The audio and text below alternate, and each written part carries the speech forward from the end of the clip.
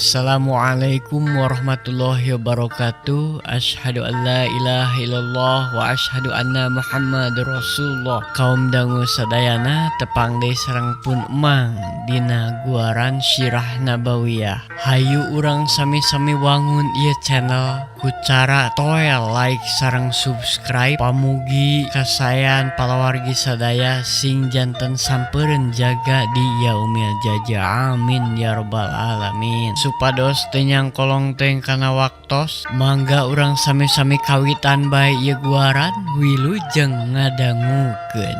Gancangna carita gulang-gulang anu diutus pikeun nganterkeun Siti Sarah kiwari geus datang deui ka karaton. Raja geus nyiapkeun gempungan leutik pikeun magunemkeun eta perkara anu tujuanna taya lian arek ngabelaan ngaranna supaya ngaran manehanana tetap seungit di hareupeun rakyat. Nah, pok raja ngamimitian nalek ka prajurit anu cikeneh ditugaskeun. Kumaha prajurit nah geus nepi Siti Hajar jeung Siti Sarah ke tempat anu dituju. Dawuh timalan dua putri parantos dugi kalancekna nyatana ka Ibrahim kalayan teu cecel teu boncel teu aya harungan halangan di jalan. Sakitu laporan nu kasangakeun.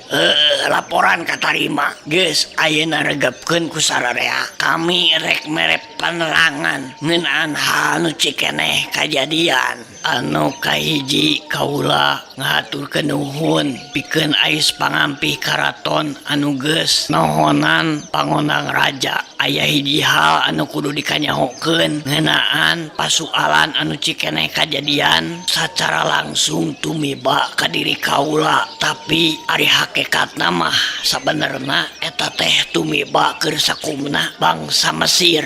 Sok sanajan ari ceuk batur mah kami teh hiji raja anu weruh sadurung winara sakti mandraguna totosan bujana kulit tapi anger.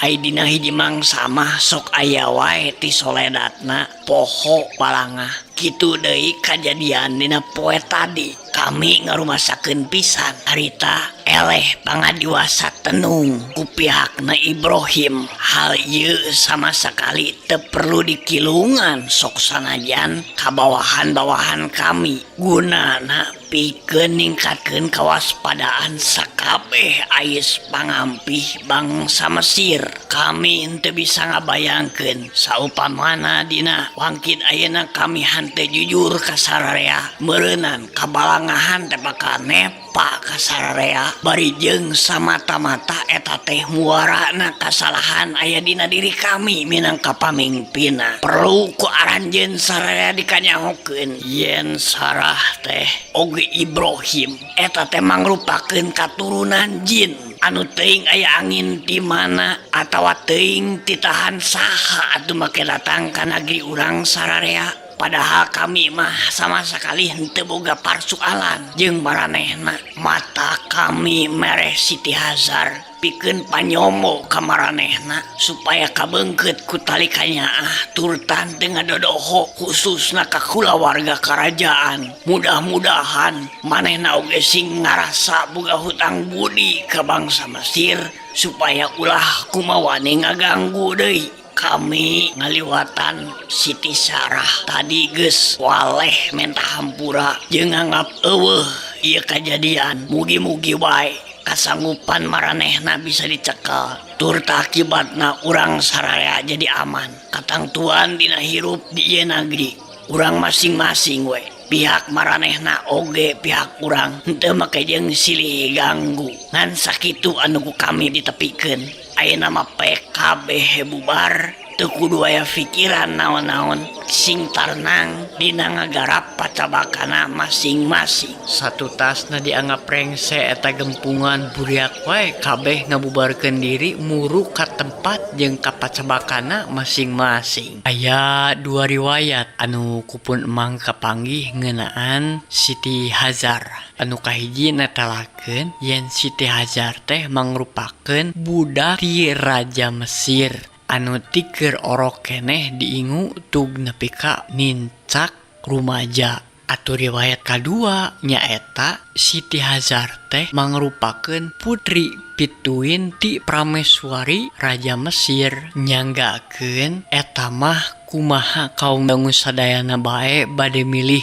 riwayat anu mana? Pun emang mung mang dugikeun wungkul. Urang tinggalkeun lalampahan Raja Mesir oge ais pangampihna. Mudah-mudahan isuk pageto kasamper deui. Ayeuna urang kocapkeun lalampahan Nabi Ibrahim. Gancangna carita Nabi Ibrahim, Siti Syarah katut Siti Hajar tos riung mungpulung tiluan di tapal wates. Raja oge maparin tempat pikeun tiluanana bubuara. Atuh teu talangke bring wae sabara-bara urang jalma ngarit ngengkeuy ngabandaleut ngawal Nabi Ibrahim, Siti Hajar oge Siti Sarah muru ka tempat anu ditangtukeun. Kirang langkung 7 sasi saatosna Nabi Ibrahim, Siti Sarah oge Siti Hajar tetep renggenek di eta patempatan. Siti Sarah balaka ka Kanjeng Nabi Ibrahim supados anjeunna nikah wae sareng Hajar anu janten adi angkatna.